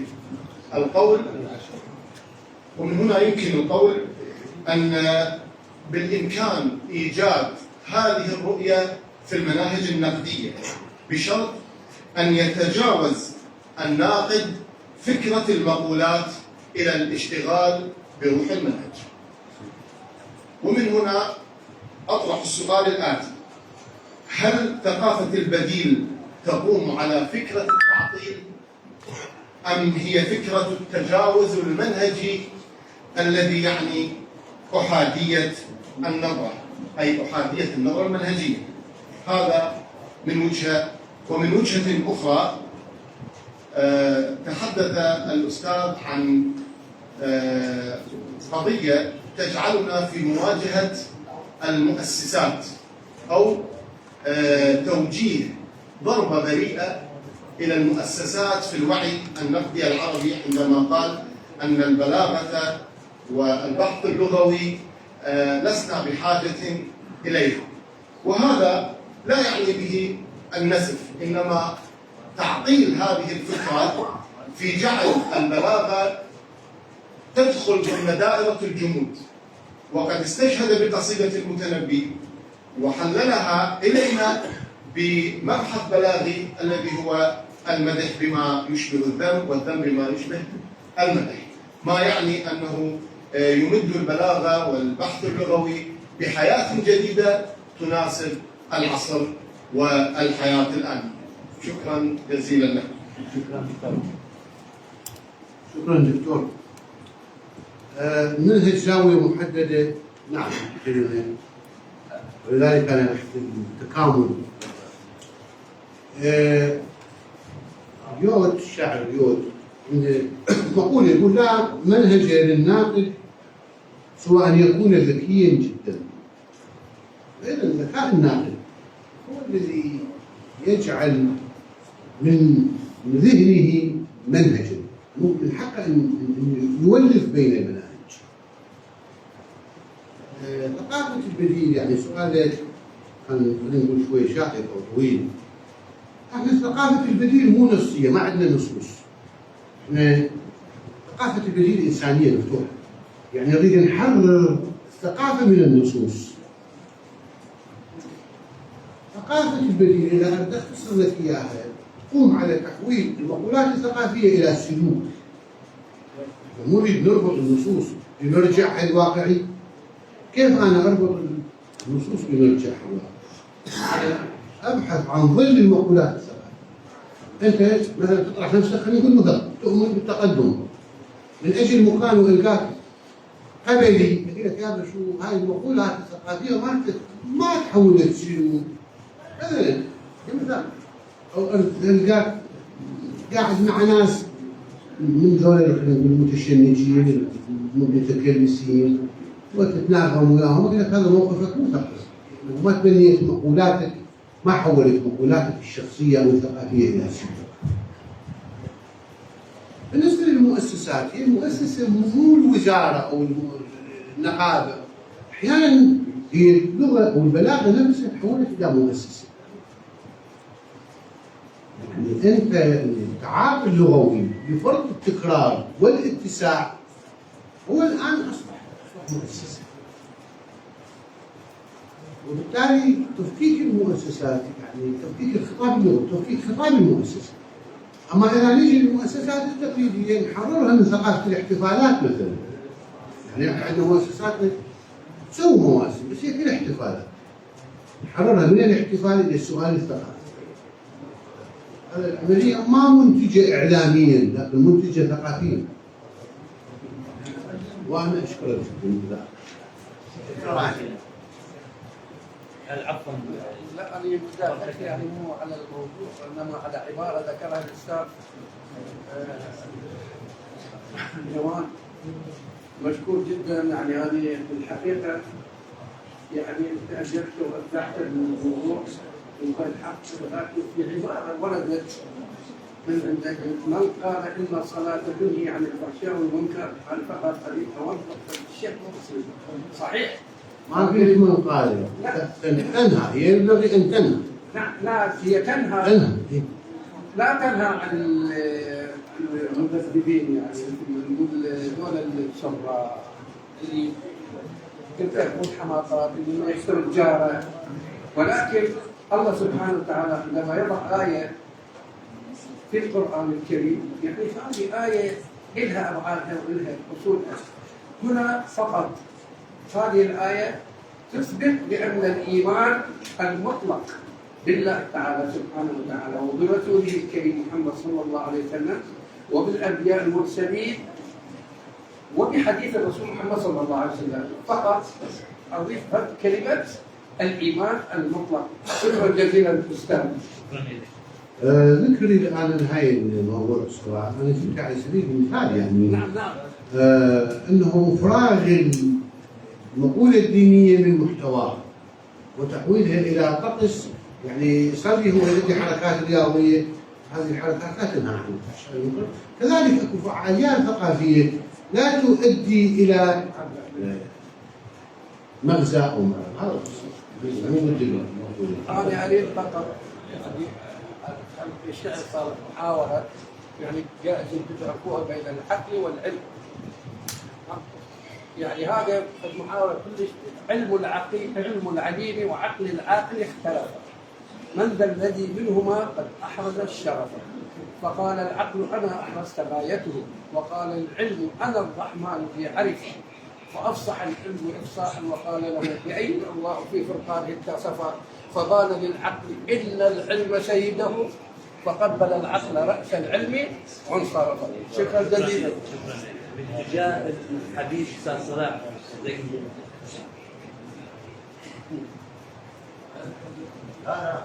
لا عفوا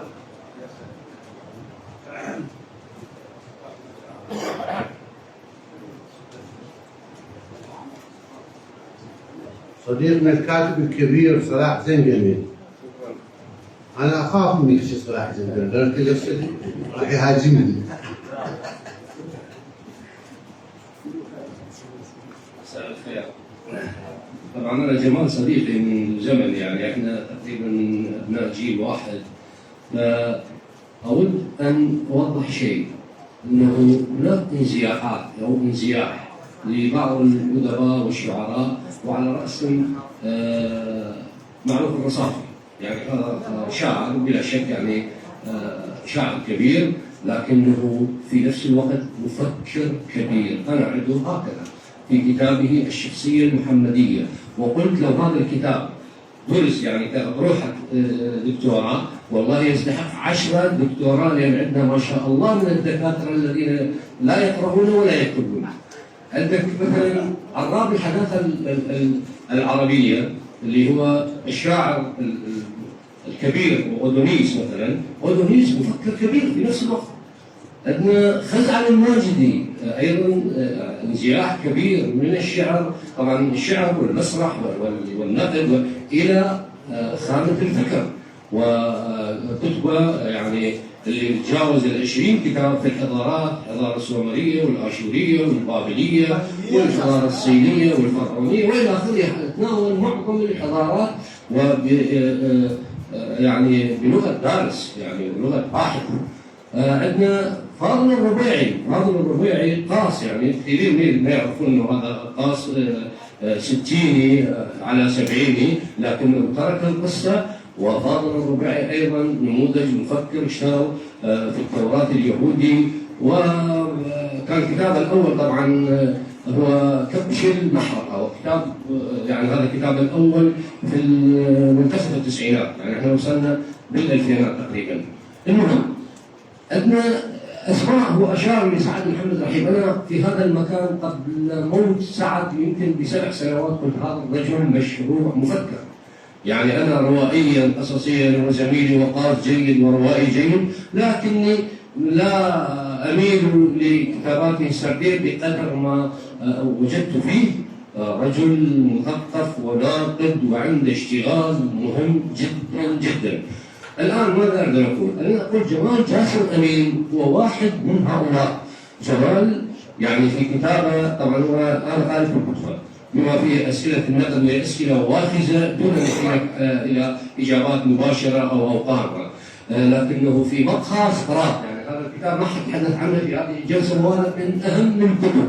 وللأسف الشديد هذا الكتاب ما له اهتمام أو متابعة وكذا بقدر ما صديقنا الشاعر الذي بطل الشعر طبعا وتحول الى النقد هو علي سعدون. علي سعدون كتب يعني كتابه باذخه، يعني وخلاصه لمقهى سقراط. ومقهى سقراط كيفما تشاء ان تجعل يعني هو كتاب النقد الثقافي، هو كتاب فكري، هو كتاب حفريات يوميات العراق بمقهى سقراط مثلا.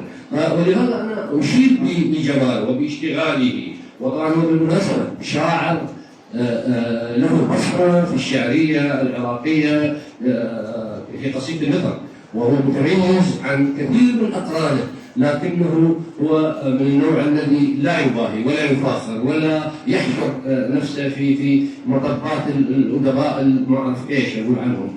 واشير هنا ايضا يعني أنا هذا الكلام أقوله دائما وأبدا. معظم الأدباء غير مثقفين أو ثقافتهم ضحية وهشة، ولا يعني تغادر المنطقة اللي يشتغل فيها. يعني إذا كان شاعر أو قاص أو ناقد إلى آخره تجده مثقفا بسيطا، يعني غير ممتلئ. بينما عندنا شعراء وكتاب، يعني أعطيكم نموذج محمد خضير مثلا. صدقوني كتاب محمد خضير الحكاية الجديدة، أنا عند هذا الكتاب من أهم الكتب النقدية في مجال السرد، لم يسبقه ولم يلحقه أحد. يعني كثيرين. طبعا هو أعتقد من مدينة مالك المطلبي، يعني مالك أيضا اسم كبير ولامع في الثقافة العراقية، وهناك زملاء له طبعا أيضا عندهم اشتغال في المد الثقافي حصرا، أقصد بهم فراس صغر جمال اسف محمد قاسم الياسر يعتقد هذا الرجل اختفى، لكنه ايضا عنده شغل جميل، وكذلك علي سعدون، وهكذا. انا لا اطيل عليكم، لكني يعني احتفي بجمال وبابداعه وفي منجزه، وشكرا لكم ولصديقي علي. شكرا جزيلا. شهادة دكتور، يعني شهادة كبيرة من كاتب كبير صلاح زين، أنا أعتز بها وأشكره شكرا جزيلا منه. استاذ عفوا دكتور، بس استاذ باسم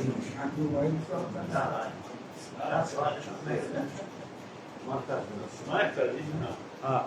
تفضل. سؤالي او تعقيبا، عفوا، سؤالي هو اذا ترك المغني غناءه او ترك الملحن لحنه او الشاعر قصيدته، فمن سيطرب الموتى؟ هذا سؤالي، لان الاستاذ قال يعني احنا حاليا مثل واحد يغني في مقبره، نحن نزعج الموتى. شكرا. شكرا. ما الموتى يحتاجون الى غناء. تسمح لي اشارك؟ تسمح لي اشارك بالنقطه؟ عفوا استاذ، بس تسمح لي اشارك؟ الدكتور استاذ قاسم بس اللي يجاوب. انا ما عندي جواب.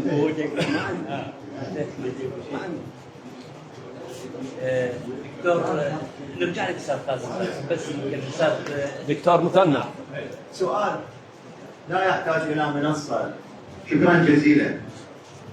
هل ما طرحه المرحوم عالم سبيط النيلي في نقده اللاذع وتفكيكه للجرجاني ضمن منظومه البديل الثقافي؟ تحيه ومحبه.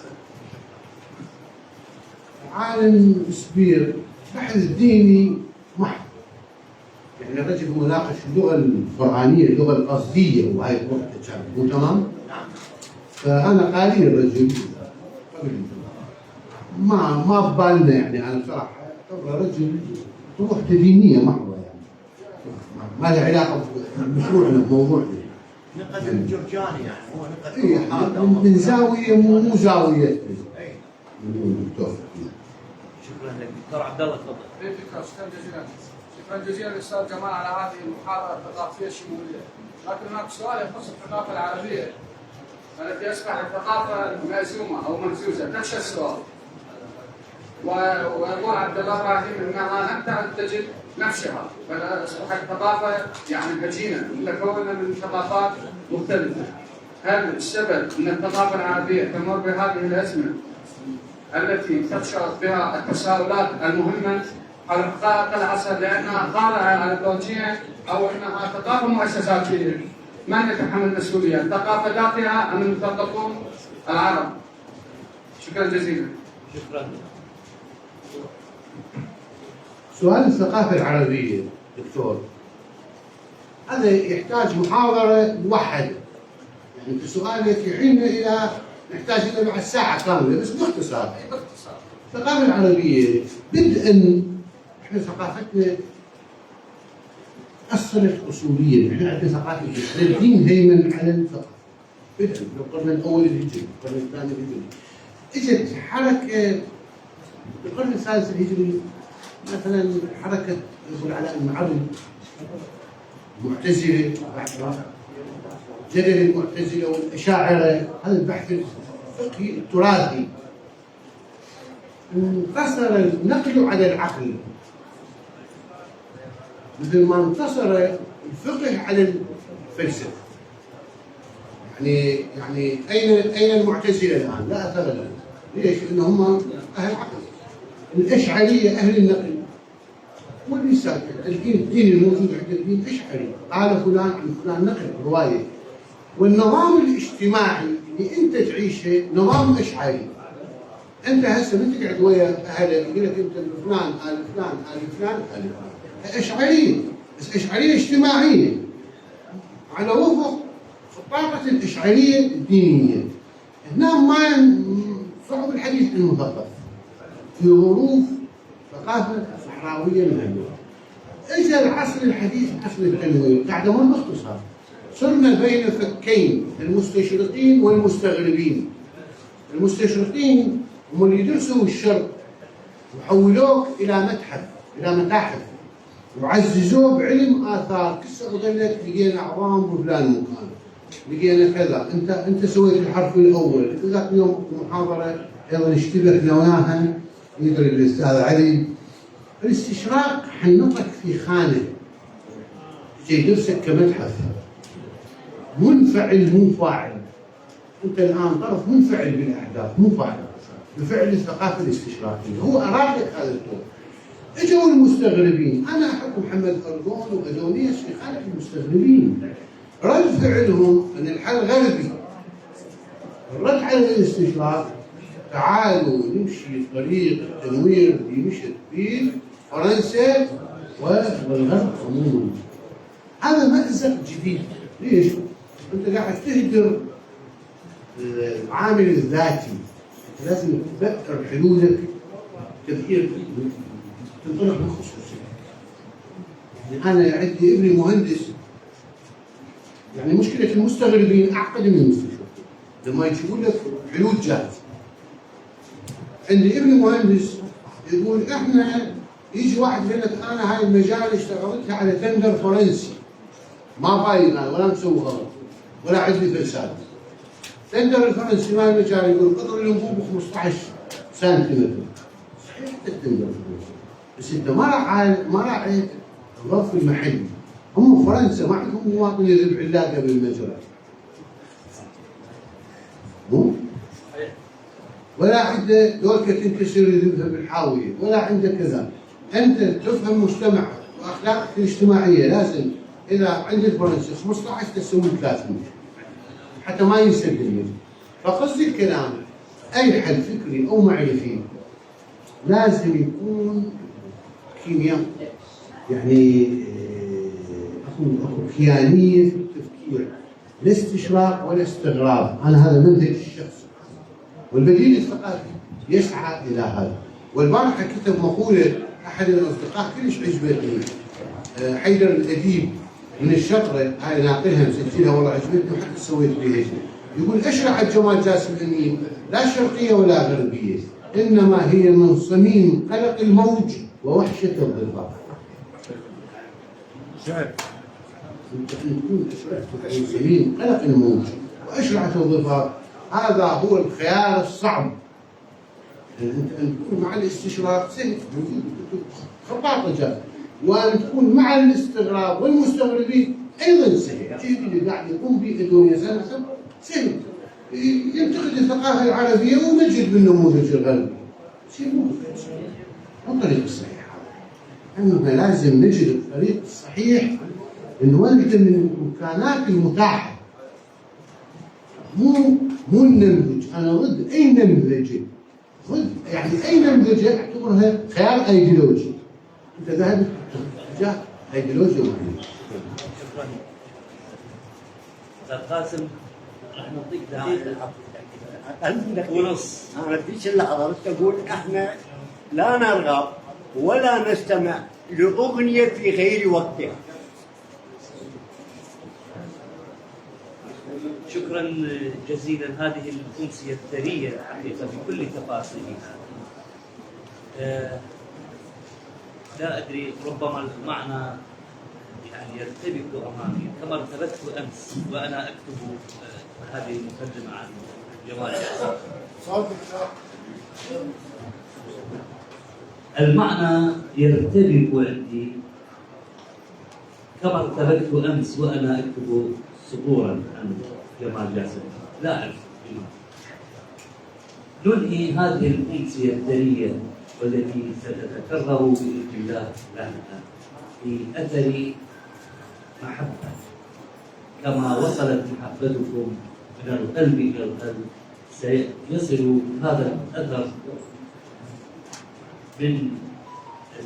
منكم جميعا وباسم الاتحاد إلى الأستاذ جمال جاسم الأمين درب لوحي مرة، ويقدمه الناقد الدكتور علاء البدراني.